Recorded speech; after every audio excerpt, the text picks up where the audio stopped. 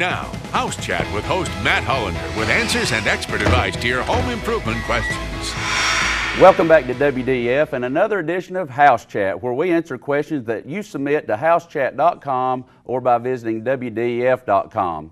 We're going to go into today's first question, which comes from Gary of Ringgold. He says, Matt, when I'm installing the oak staircase in a new home, what is the best installation process to guarantee my clients will not have squeaky treads for the life of the home?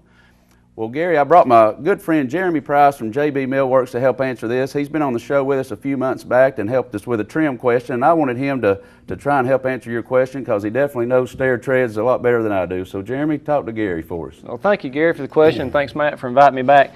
I've kind of built like a little display here to kind of show you the different entities of the stairs. You know, stairs squeak because they don't have a substructure and they're not glued and not nailed properly. The very most important thing is your substructure and your stairs. You want to make sure you have three different substructures or stringers per se. If you don't, when you put the treads in place, they're going to squeak in the middle.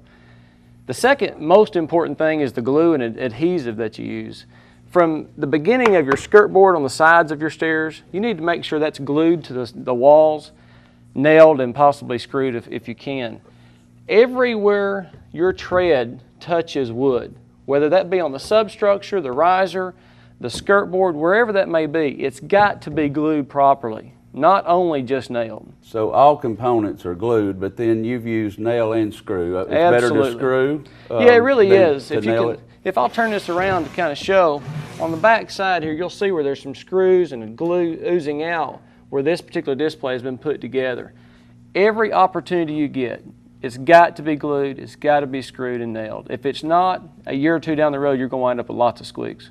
Now, you said there need to be three stringers. Are there situations where if they had wider steps, it could take 4 or 5? It really could. Anything 36 inches or wider at least needs 3. When you get up to 48 inches, you possibly would need 4.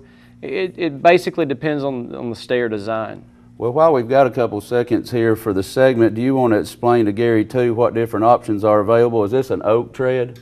It is. This is actually a red oak tread. It's just a scrap piece I had that we threw this together. The best price point tread is going to be red oak and the most durable for the money. All right, and what about the skirt boards? Is this MDF? That's actually a finger joint pine primed. Okay. And again, for a paint grade process, that is the best. The more MDF you have, medium density fiber you have in a set of stairs, the more possibility you have and opportunity you have for squeaks.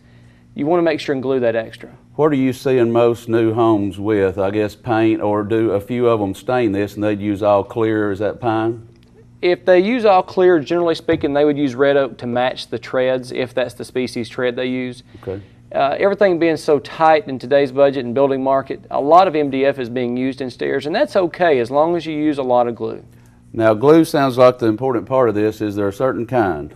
They make a special blend, per se, for staircases, and of course we've got that there at the store. All right, sounds great. So, Jeremy, thanks for coming in and helping us answer Gary's question. If the folks want to get a hold of you, how do they do that, and how do they visit your website? jbmillworks.com, or you can stop by the store at 383 Bandy Lane in Ringgold, Georgia. Now, that's the second Ringgold exit from Chattanooga? It sure is, straight across the street from the truck stop. Wonderful. Well, thanks, Jeremy, again. And if you have questions you'd like to submit, you can do it at HouseChat.com, or if you have topics you want us to talk about, you can also go to WDF.com. Have a great Monday.